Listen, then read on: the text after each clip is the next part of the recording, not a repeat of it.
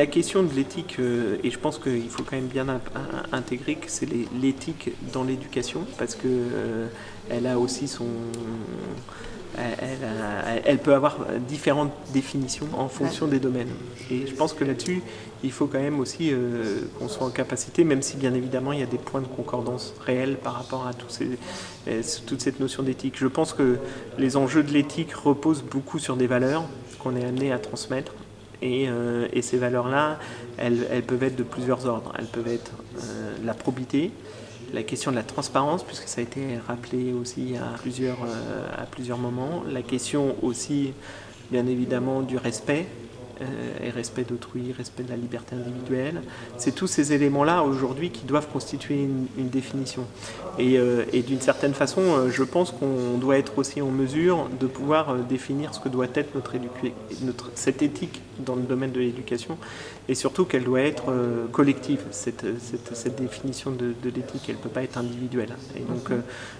Et donc c'est tout ça qui doit être amené à pouvoir demain sûrement pouvoir affiner ce que doit être cette notion d'éthique dans le domaine de l'éducation. C'est entre autres une des raisons aussi pourquoi au sein du ministère de l'Éducation nationale, nous avons créé un comité d'éthique très en lien avec la donnée d'éducation.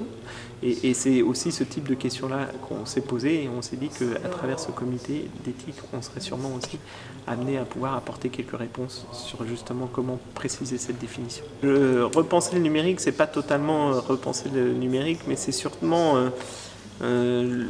être en capacité d'être dans une réinvention permanente. Aujourd'hui, le numérique permet ça. C'est-à-dire qu'on est dans le mouvement permanent, on est tous en train de le vivre, le numérique permet. Et ce que je me plais aussi beaucoup à rappeler, c'est qu'en fin de compte, on n'est pas des grands inventeurs, on est surtout des réinventeurs. Et donc l'enjeu, c'est sûrement à travers cette approche-là aussi de repenser, de réinventer, de se dire à un moment ou à un autre, mais toujours en essayant de rester sur nos fondamentaux. C'est pour ça que je reprenais cette analogie sur les différents pays, pouvoir ne pas oublier ces fondamentaux-là, parce que c'est ceux qui doivent être amenés à être très prégnants dans ce qu'on est amené à pouvoir porter en matière de vision sur le numérique et de vision éducative de ce que doit être le numérique. Donc c'est ça aussi qu'il est absolument essentiel de porter. Et du coup, bien évidemment, vous avez la devise qui est celle présente sur tous les frontons des écoles, qui est liberté, égalité, fraternité, et notre vision du numérique doit aussi reposer réellement sur ces trois piliers, sur la place de l'enseignant dans tout, et l'enseignant. L'enseignant, c'est un enseignant qui aura toujours sa mission de transmission, parce que celle-là, elle est inaliénable, d'accord? Donc il sera toujours dans sa posture de transmettre, parce que concrètement, voilà, il a été formé pour ça, et il continuera à être formé pour ça, et je pense que là-dessus, pas du tout amené à être mis en cause. On doit continuer à avoir des enseignants qui vont savoir transmettre et qui doivent être réellement dans cette posture-là. Cependant, comme nous sommes dans des environnements de plus en plus multidimensionnels, le numérique nous y oblige, il y a d'autres compétences qui doivent être aussi, qui doivent acquérir, et qui doivent être totalement complémentaires à celles qui sont enseignées depuis que la formation des enseignants existe, et sûrement renforcer toutes les compétences en termes de médiation. C'est-à-dire que demain, un enseignant, par rapport à ces environnements numériques, il est là aussi il se positionne aussi en termes de médiateur, parce qu'il se retrouve face à des élèves qui très souvent ont aussi une culture numérique, et qu'ils ont une certaine culture numérique, et l'enseignant est là pour pouvoir aussi expliquer que cette culture numérique, elle peut avoir, c'est peut-être une bonne culture numérique, c'est peut-être pas toujours une bonne culture numérique. Donc on voit bien qu'il n'est pas là non plus seulement dans une approche de transmission, mais il intègre un rôle de médiation par rapport à cette approche et à ces différentes cultures numériques. Et donc pour qu'il puisse jouer ce rôle de médiateur dans ces environnements numériques-là, il doit aussi acquérir une culture numérique. Et donc c'est tout cet enjeu-là. Parce que moi je ne demande pas à ce que chaque enseignant soit un geek et soit en capacité de pouvoir... voilà, c'est pas l'enjeu, mais on doit faire prendre conscience que dans des enjeux très transdisciplinaires, on doit être en capacité de pouvoir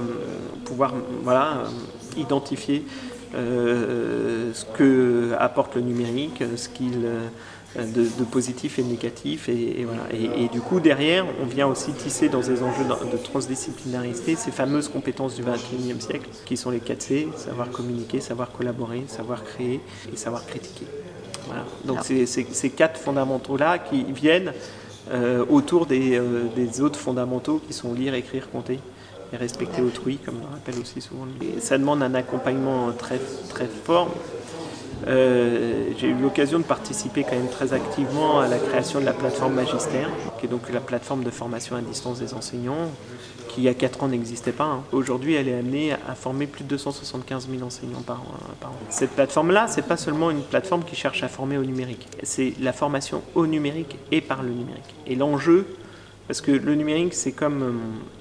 ça a une très forte analogie aussi avec les médias et l'éducation aux médias.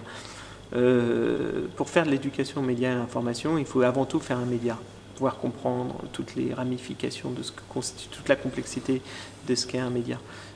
Et dans le numérique, il faut aussi pratiquer le numérique pour comprendre le numérique. Et donc là, à travers cette plateforme de formation, quand vous êtes amené à avoir des parcours, à pouvoir travailler, à créer une communauté autour de votre parcours. C'est comme ça aussi que votre culture numérique va venir. Donc, c'est pas seulement de la formation traditionnelle telle qu'on peut la penser. C'est aussi en utilisant l'ensemble de ces outils qu'on arrivera à construire aussi des compétences numériques.